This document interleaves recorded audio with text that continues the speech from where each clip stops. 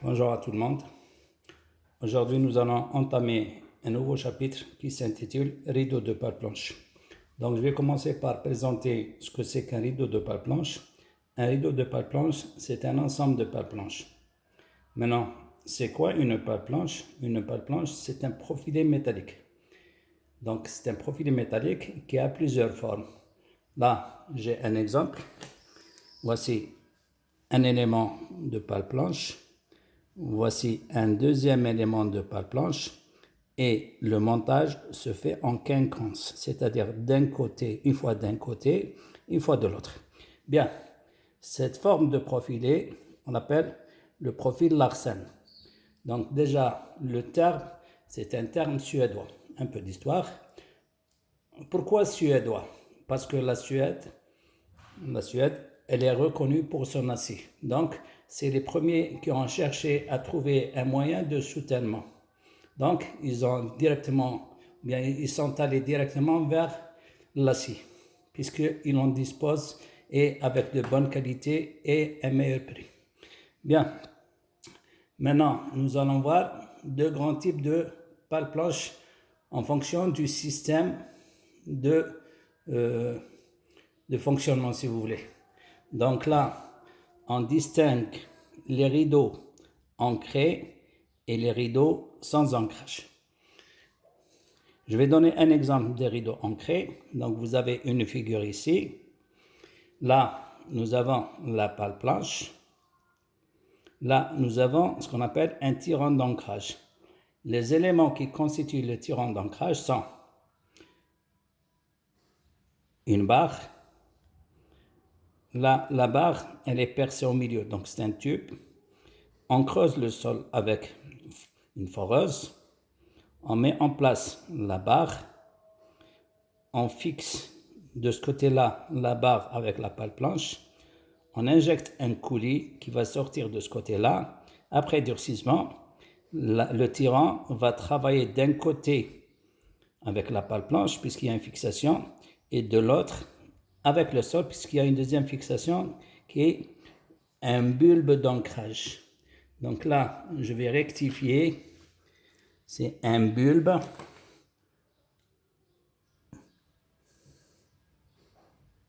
d'ancrage.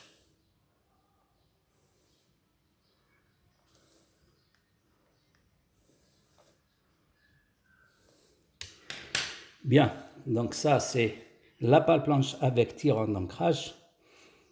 Et là vous avez un deuxième exemple, c'est la pale planche sans tirant d'ancrage. Donc l'étude va différer du premier cas du deuxième cas. Bien, donc là pour les besoins de l'étude, nous allons donc avoir recours à la détermination de la butée que je vais expliquer tout à l'heure. Maintenant, je vais ouvrir une parenthèse.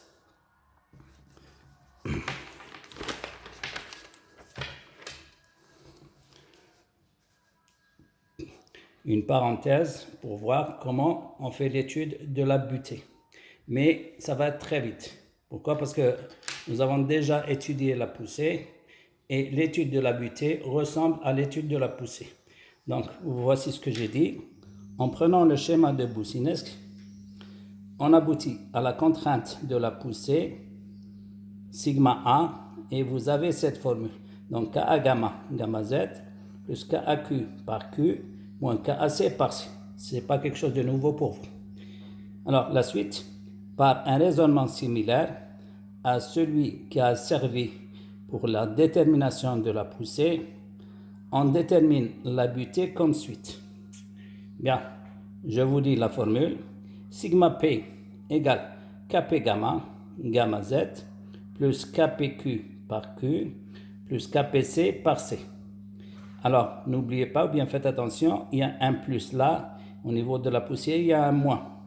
Bien, alors, si je regarde l'équation, ou bien l'expression de la poussée et de la butée, nous avons ici un Ka gamma.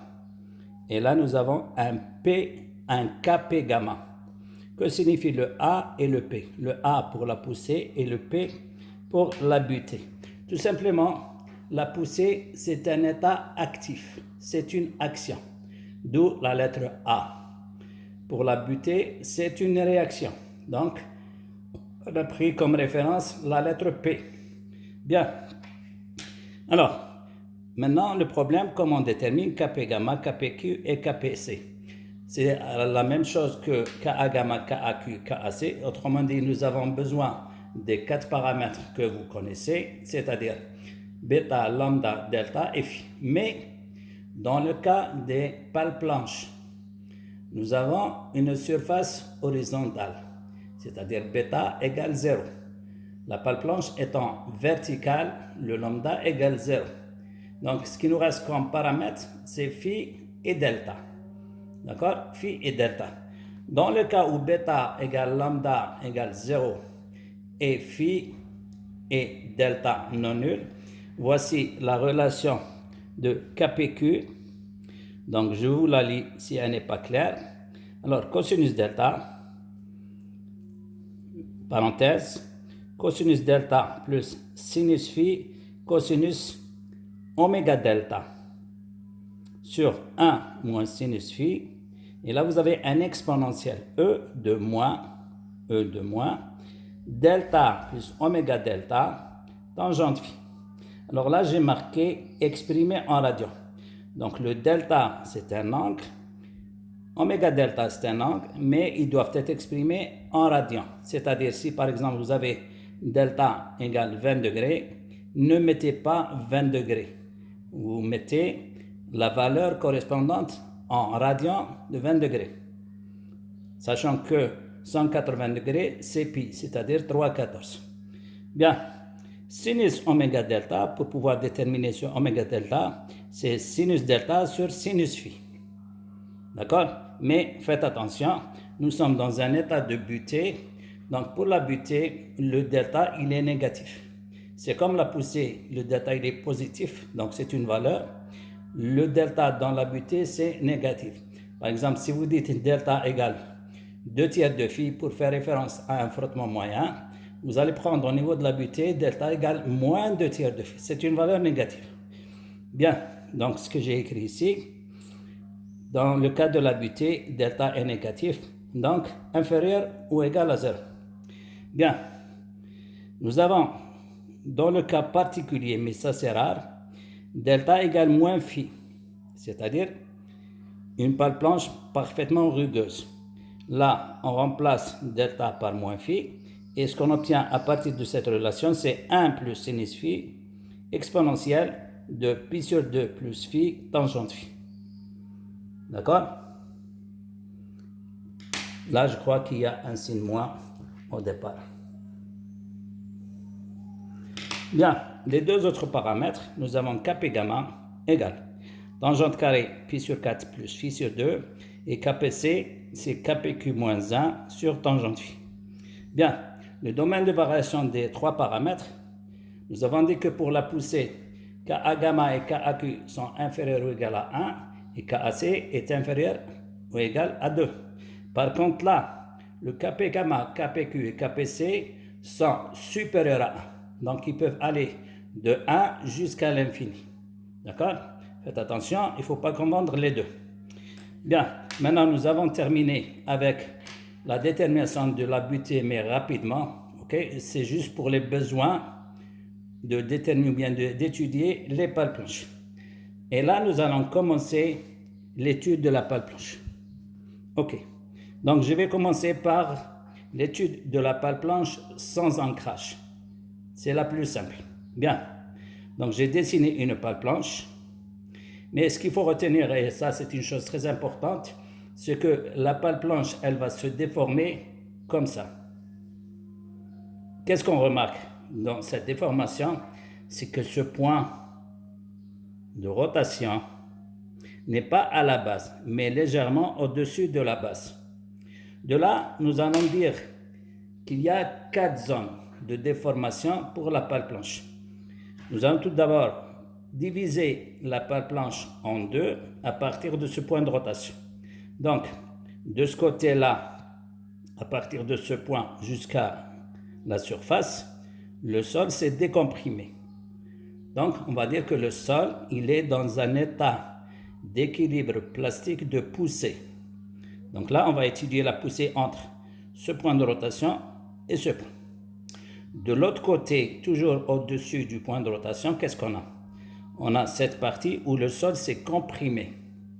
Donc, s'il s'est comprimé, ça veut dire que le sol va passer de l'état d'équilibre élastique vers un état d'équilibre plastique de butée. D'accord? Bien. Maintenant, en dessous du point de rotation, qu'est-ce qui s'est passé? C'est passé l'inverse. De ce côté-là, le sol s'est comprimé. De ce côté-là, le sol s'est décomprimé. Donc, vous prenez cette figure, s'il vous plaît. OK? Donc, il y a quelques éléments, bien quelques notations que vous allez apprendre. De ce point jusqu'à ce point, on dit que c'est la profondeur de fouille. D'accord? Ce trait, on l'appelle fond de fouille. Cette partie de la pâle blanche, on l'appelle la fiche. D'accord? Bien.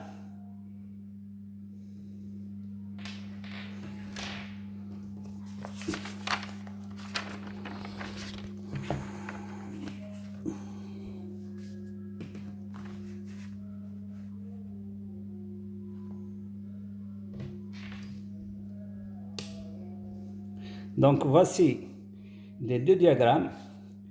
Un diagramme de poussée, un diagramme de butée, mais ce qu'il y avait en bas, je vais l'expliquer sur une autre feuille.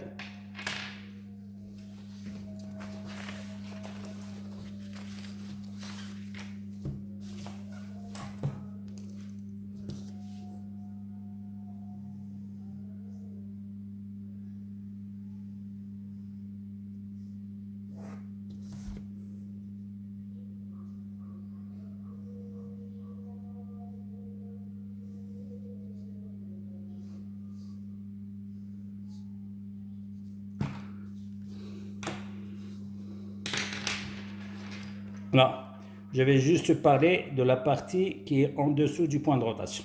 Donc, nous avons dit qu'il y avait une butée de ce côté-là, qui est schématisée par ce diagramme, une poussée de ce côté-là. Donc, qu'est-ce qu'on va faire? On va faire la différence des deux. Donc, voici ce que ça donne.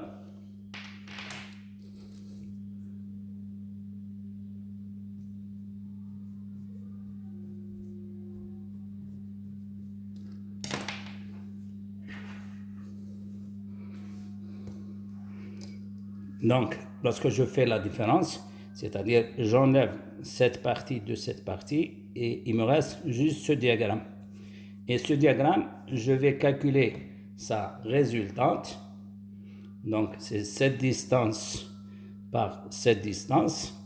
Et normalement, la résultante, je l'applique où? Je l'applique au milieu, c'est-à-dire comme ça.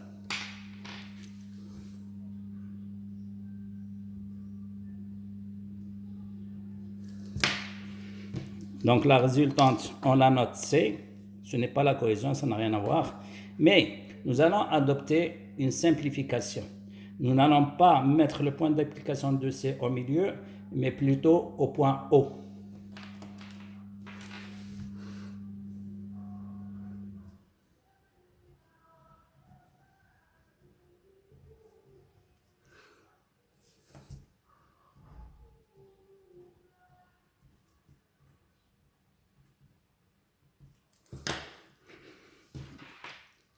Donc, voici le résultat final. Et cette valeur de C, on l'appelle contre-butée. Contre-butée. Finalement, on a ce diagramme.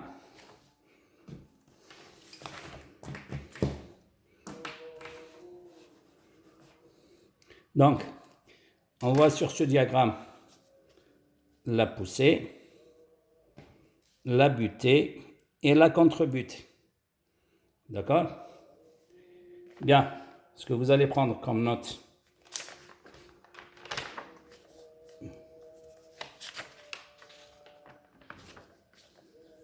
Bon, je ne sais pas si vous arrivez à lire, mais je vais quand même dicter, si vous le permettez.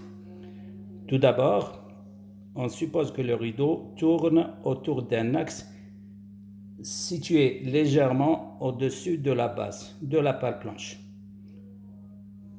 Entre parenthèses, il s'agit du point O. Cette rotation provoque la formation de deux zones d'équilibre plastique, l'une correspondant à la poussée, dans laquelle le sol subit une décompression, et l'autre à une butée dans laquelle le sol subit une compression. Bien, on va commenter la figure si vous voulez. Donc j'ai dit, dans la pratique, pour simplifier les calculs, on remplace le diagramme de contrainte réelle par un diagramme plus simple. On remplace dans ce diagramme, au-dessus du point O, nous avons d'une part la poussée sur une hauteur D plus F0. J'appelle F0, c'est la fiche, mais jusqu'au point O. Et d'autre part, une butée sur une hauteur F0. D'accord? Au-dessous du point O, on a uniquement une contrainte constante de contre-butée sur une faible hauteur Z. On remplace cette contrainte de contre-butée par la résultante C. Le point d'application se trouve au milieu de OZ, mais pour faciliter les calculs et sans commettre une grande erreur, on applique cette force au point O. Bien, donc on a adopté cette simplification. Quel est son intérêt? Puisqu'on a dit qu'on va simplifier les calculs. Alors, le calcul du rideau devient très simple.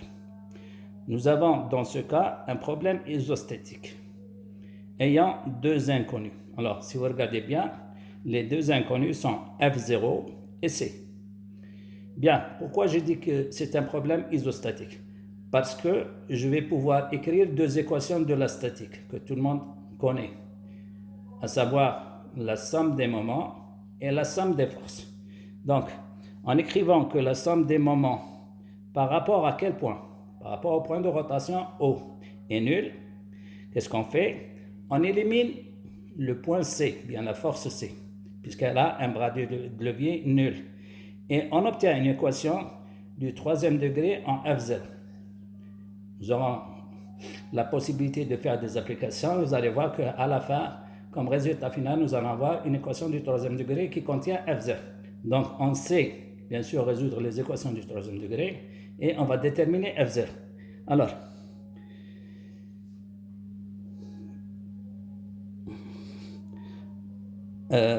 j'ai dit que la dernière phrase que j'ai dite, on obtient une équation du troisième degré en F0. F0 étant ainsi déterminé, on détermine la contre-butée, donc deuxième équation de la statique, on détermine la contre-butée C en faisant l'équilibre des forces de poussée et butée. D'accord? À la fin, on déduit la valeur de Z et la fiche totale F. Mais on va éviter de faire ce calcul.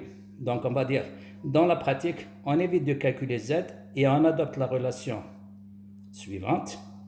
F égale 1,2 F0. F égale à 1,2 F0. Ce résultat est du côté de la sécurité. Qu'est-ce que ça veut dire? Ça veut dire, si je fais le calcul jusqu'au bout et que je détermine F, la valeur de F que j'aurai déterminée sera plus petite que la valeur de F avec la formule 1,2 F0. Donc, on a une fiche plus grande que nécessaire, légèrement plus grande, et on est du côté de la sécurité. Bien, maintenant, nous allons passer à la deuxième étape de l'étude de la pale planche, à savoir le dimensionnement de la pale planche. Donc là, on va aller plus loin et étudier la pale planche sous l'effet des contraintes ou bien des charges. Donc, on va dire que la pale planche va avoir une flexion simple. À partir de là, nous allons dire, pour dimensionner la pale planche, on détermine le moment max. Ça, c'est clair. Et là, c'est une information qui n'est pas nécessaire pour vous, puisque tout le monde sait que le moment, plutôt l'effort tranchant, c'est la dérivée du moment. Donc, si je veux déterminer le moment max, ce moment max va correspondre à un effort tranchant nul. Donc, je continue le commentaire. Ce moment max correspond à l'effort tranchant nul. Mais qu'est-ce que c'est qu'un effort tranchant? Un effort tranchant, c'est l'ensemble des charges qui sont d'un côté, moins l'ensemble des charges qui sont de l'autre côté. Donc, je continue. Donc, à un équilibre entre la poussée et la butée. On doit alors vérifier que la contrainte dans l'acier est inférieure à la contrainte admissible de l'acier. Donc nous avons cette équation, sigma max, normalement sigma max, vous rajoutez max, égale à M max sur I par W. Je vais écrire ça sur une feuille.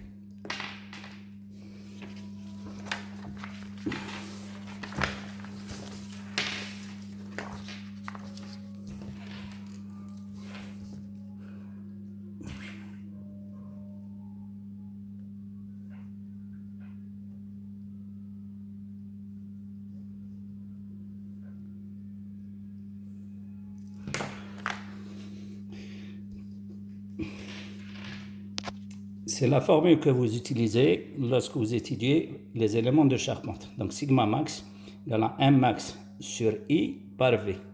Le I, c'est le moment d'inertie, plutôt l'inertie de l'élément métallique, et le V, on l'appelle la distance entre le centre de gravité et la fibre la plus éloignée. Donc là, je vais vous donner un exemple, plutôt deux exemples, et vous allez comprendre ce que c'est que V.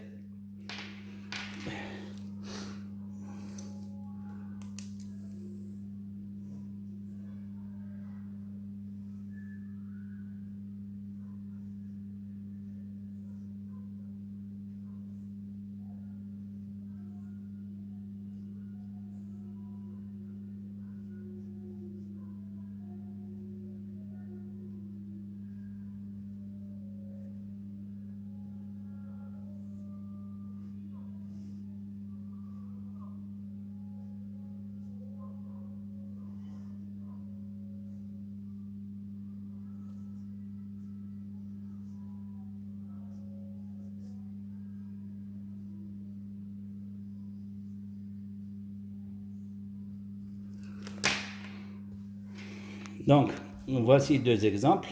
J'ai un profilé en U. Là, c'est l'axe neutre par lequel passe le centre de gravité. Et là, on définit deux valeurs. V